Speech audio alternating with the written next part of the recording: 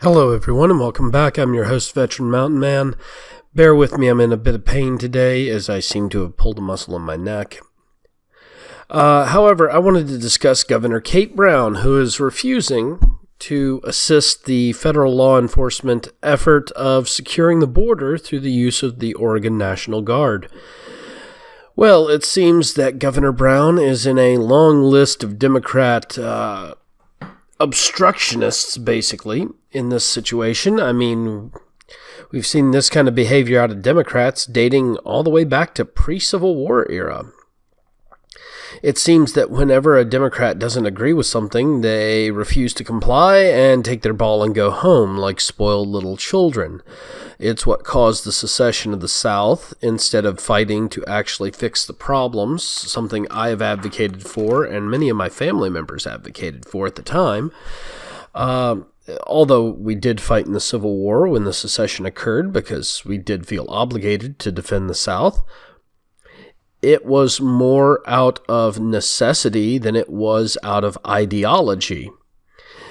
And we got hurt for it.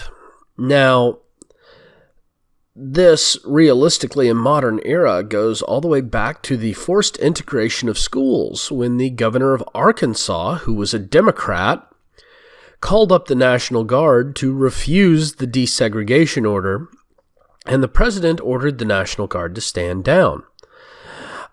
We've seen it also in multiple instances. It always, however, seems to be Democrats refusing to comply with lawful orders from either a Republican Congress or a Republican president, because the desegregation order came from the Supreme Court and was being enforced by a Republican-backed Congress. It happened to be a Democrat president, and the Democrat president actually supported the Republican Congress and the Supreme Court in desegregating the schools. But the Democrat that ran the state didn't, and so therefore obstructed.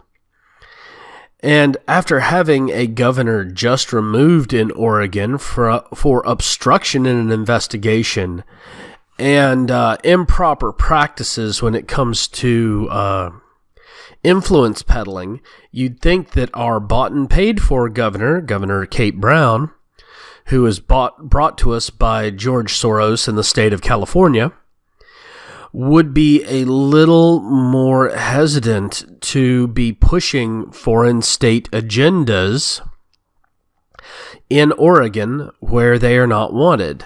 I mean, I know most of Oregon would like to see security at the border, as it would actually help increase real wages in Oregon and help prosperity in Oregon by helping the economy and keeping the cheap labor pool lessened. But yet, every time I turn around, there is some new social program to encourage illegal aliens into the state. And Governor Brown is helping shield them by keeping the motor voter laws in place, which she helped pass, and by not scrubbing the voter rolls of the state, which would actually allow us to get illegal aliens and duplicate entries and deceased individuals off the rolls, and actually cause us to have fair elections. But you know, dead people always vote Democrat here in the state of Oregon, and why would she want to get rid of her voter pool that is going to help get her reelected? So I would like to encourage everybody to say enough is enough with this lawlessness and come on out and go after Kate Brown in this general election. Whether you put a different Democrat up instead of Kate Brown, or you vote Republican and try to oust Kate Brown and all the Democrats altogether from the governor's seat, either way, I would like to see you support somebody other than Governor Kate Brown, who is a disgrace to her office. Well, thank you all again for joining me. Please don't forget to like and subscribe, or thumbs up and subscribe if you're here on BitChute.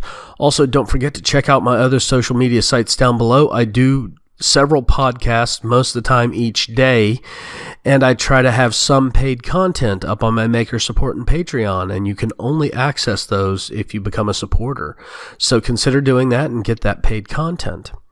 Thank you all again, and have yourselves a beautiful day.